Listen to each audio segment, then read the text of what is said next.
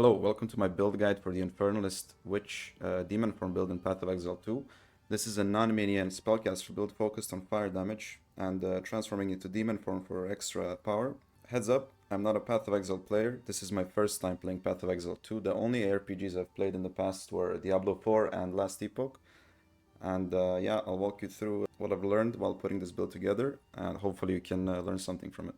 So, first things first, the whole build revolves around playing in demon form.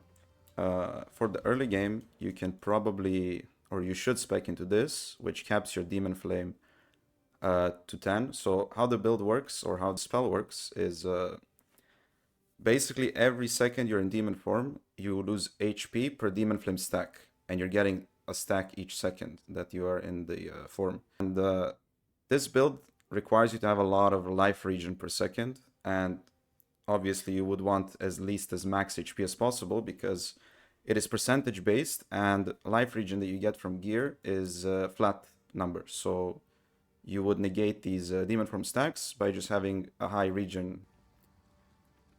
The two support gems in demon form would be Second Wind and Ingenuity. At first, since you're going to be on 10 demon flame, you probably don't need these, but right now, in the later version of the build, I uncapped from Demon Flame. Second Wind Ingenuity in Demon form. I've spec'd into Infernal Hound for extra tankiness from the passive it gives. So 20% of damage from hits is taken from your Bloodhound's life before you. And just slotted a bunch of minion support gems that make it tankier. So +1 level to supported minion spells or skills. Minions deal less damage but have more life. Minions have +30 to all resistances, and they die 4 seconds after their health gets reduced to 0. Mana Tempest is not that important. I only use it on bosses rarely if I just want more burst. You don't really need to play this. This is just a very, very small use of a filler. Grim Feast is a persistent buff that is very helpful maintaining your energy shield, because since we're playing on low life, aka low HP, our biggest defensive is going to be energy shield, and Grim Feast gives you energy shield when you kill monsters, and they drop like these little remnants when you pick up. You get a lot of energy shield. I've put cannibalism there to just get more life on kill. One thing to note is some of these I'm gonna talk about this more later, but some of these gems that cost spirit you cannot put in demon form. It would make the most sense to put it there because you're gonna be in demon form the most, but the problem is while in demon form they don't work. So this is currently a bug in the game that they're probably gonna fix. They've already fixed a couple of bugs that have been in the game the past few days regarding demon form, but this is still one of the bugs that they need to fix. So next is Solar Orb. The whole point of this build is for you to spam Flame Blast. Of course, there's other versions of this build that use Fireball, or you can use any skill you like. Right now I'm playing Flame Blast, and to use Flame Blast, you're not going to use it on yourself, you're going to use it on Solar Orb. So you're going to put down a Solar Orb, and you're going to explode it with your Flame Blast. And that's pretty much the whole build. So in Solar Orb we have Strip Away, Fire Exposure, and Inspiration.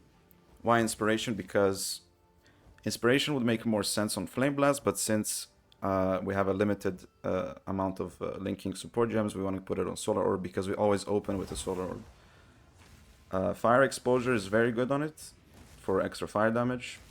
Flammability is a curse that increases or decreases fire resistance on mobs, increasing your damage. This you're only gonna really use during boss fights or some very, very tanky mobs.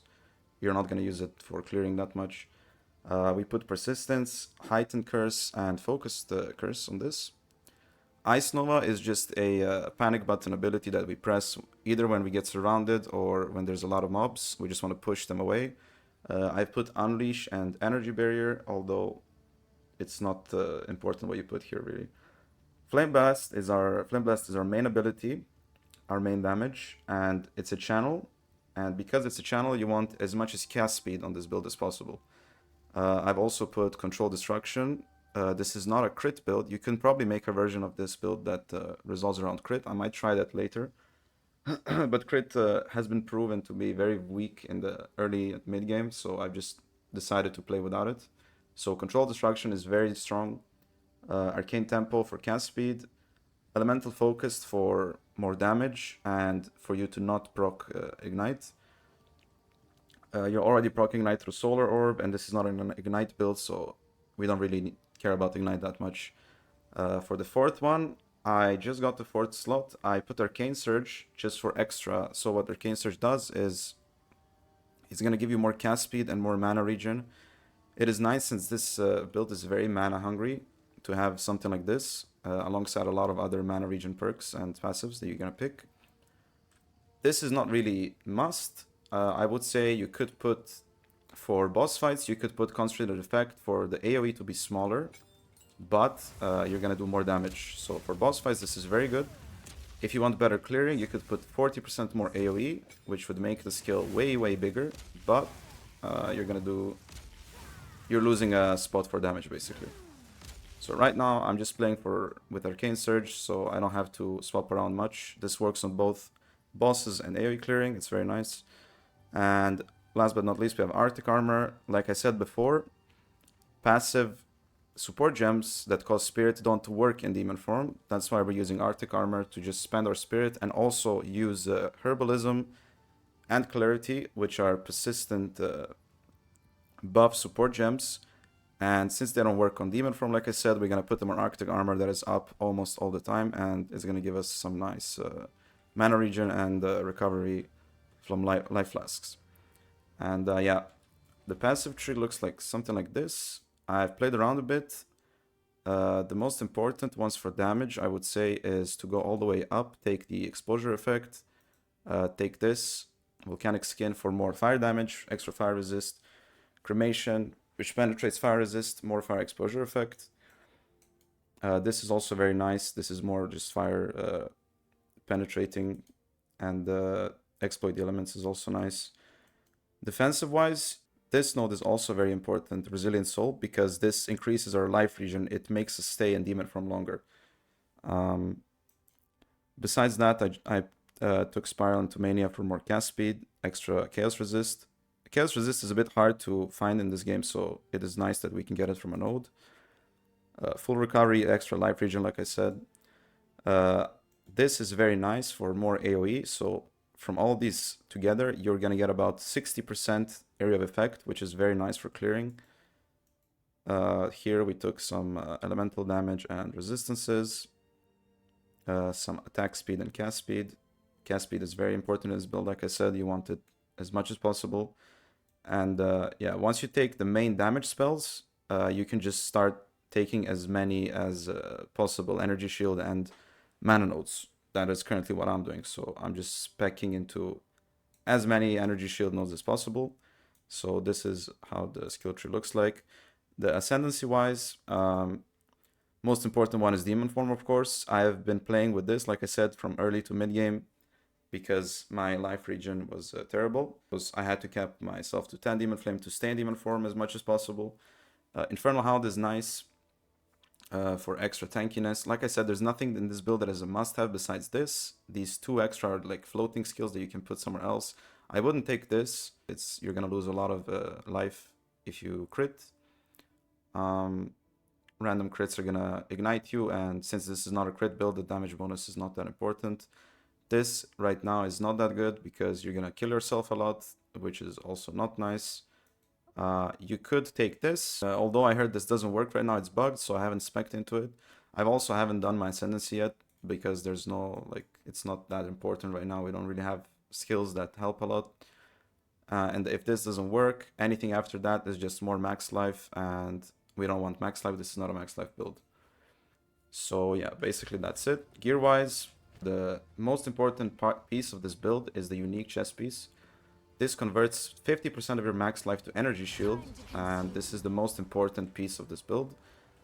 Everywhere else, I would aim for something like life regen is probably the most important. You want a lot of resistances in late game. Resistances are not that important until you start doing maps. Maps are where you're gonna feel that you really need resistances. Max mana intelligence is nice. Most important perks for the gloves I would say, since you can't get life regen on gloves, gain life per enemy killed is very good. And then just try to find as much energy shield and resistances on gear as possible.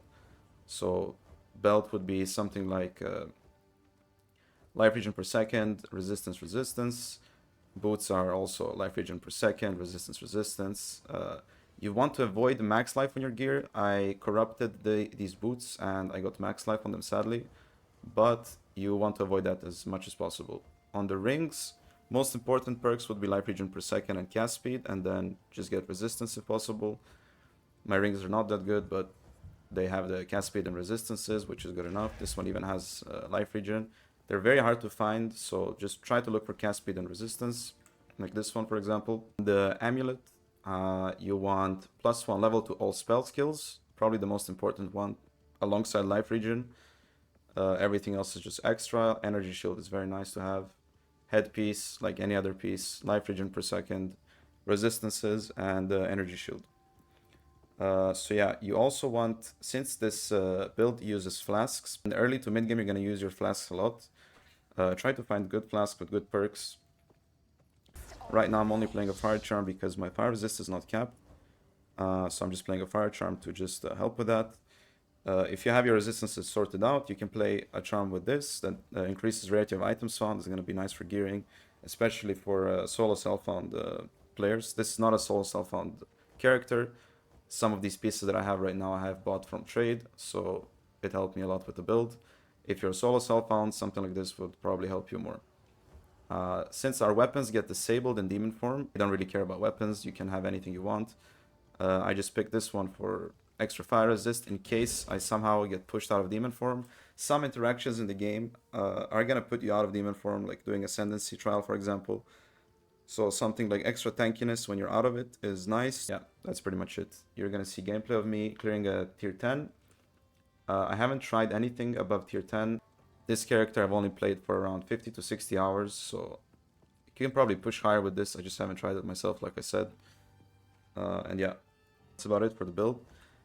Please let me know if you have any thoughts, any notes, or any comments down below.